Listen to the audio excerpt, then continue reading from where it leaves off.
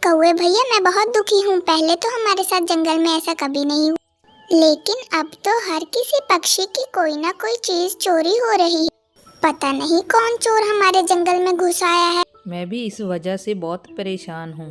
बहुत जालिम है वो। अगर पता चल जाए तो कभी ना छोड़ूं उसे। मुझे तो ऐसा लग रहा है वो चोर हमारे जंगल का नहीं है। जब हम दाना लेने के लिए बाहर जाते हैं तो कोई दूसरे जंगल से आकर हमारा भोजन और हमारी चीजें चुरा कर ले जाता है। मुझे तो ऐसा नहीं लगता, भला दूसरे जंगल से कोई आए और हमें पता ही न चले। मैं तो नहीं मानता, हमारे जंगल में कोई भी ऐसा पक्षी नहीं है। इतना कहकर कौवा अपने घर चला जाता है। अब हमें थोड़ा होशियार रहना पड़ेगा। सभी पक्षी बहुत परेशान हैं। सभी तरफ चोर को ढूंढने की बात चल रही है। तुम मेरी मानो तो मेरे साथ भोजन ढूंढने चला करो। अगर पकड़े गए तो सभी पक्षी हमें जंगल से निकालकर फेंक देंगे। कभी भी नहीं पकड़े जाएंगे हम।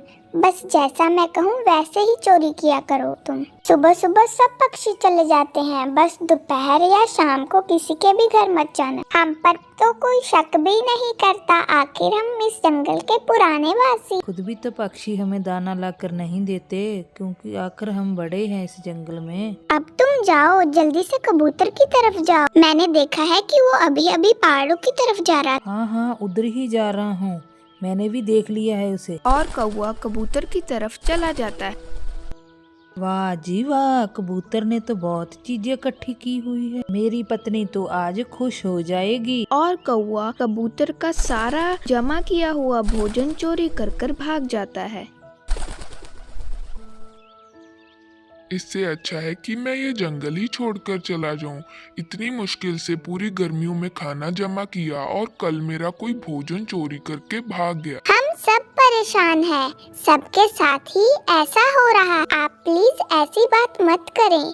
आपके पूर्वज भी इसी जंगल से हैं और मेरे भी इसी जंगल से हैं। पहले ऐसा कभी न था। हम जल्द ही चोर को पकड़ लेंगे और सब ठीक हो जाएगा। देख लेना, जब भी पकड़ूंगा मैं ही पकड़ूंगा उस चोर को। मारूंगा भी और भगाऊंगा भी उस चोर को। मुझे तो बहुत गुस्सा आ रहा है उस पर। वो तो अच्छा मैंने कभी दाना इकट्ठा नहीं किया, वरना वो तो हमारे घर भी आया था परसों। कौवे, भला तुम्हारे घर में चोर को क्या मिलता? इसीलिए तो वो जाते हुए मेरा घोंसला तोड़ गया। मिल जाए एक बार, छोड़ूंगा नहीं उसे। बस इतना कहकर कौवा अपने घर को चला जाता है।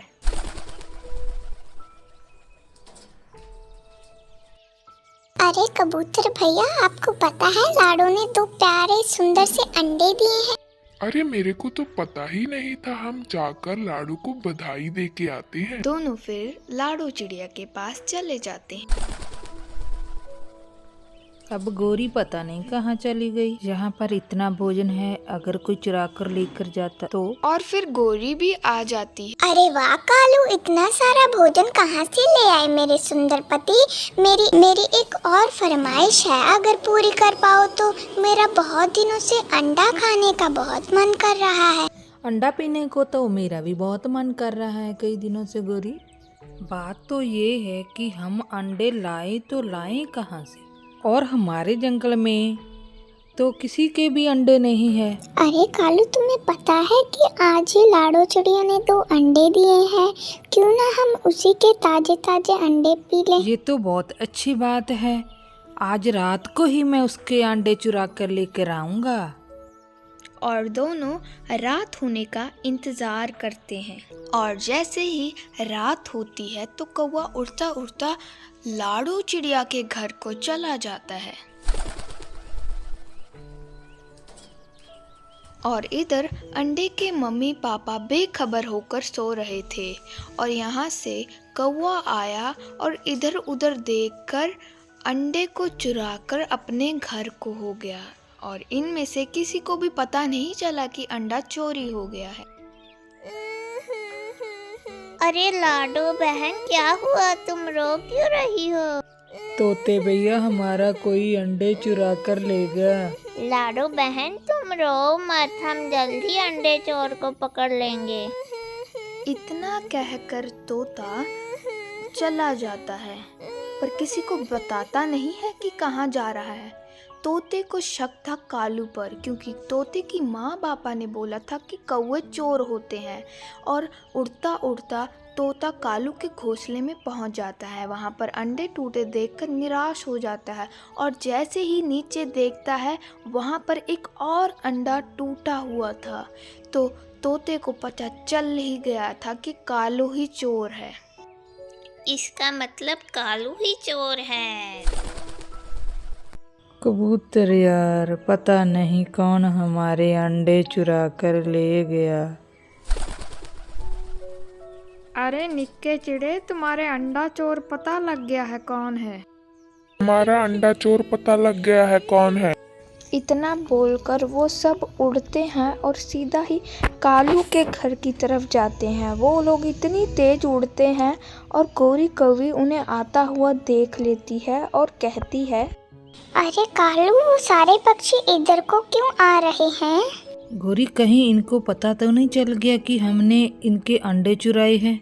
दोनों सभी पक्षियों को आता देख भाग जाते हैं। और फिर क्या था, गोरी कालू आगे आगे और पक्षी सारे पीछे पीछे। गोरी भागो, इससे पहले कि वो हमें पीट पीट कर जंगल से निकाल दे, हम खुद ही भाग जाते हैं। तो दोस्तों, इस कहानी से हमें ये सीख मिलती है कि चोर भले कितना ही शातिर क्यों ना हो, कभी ना कभी तो पकड़ा ही जाता है।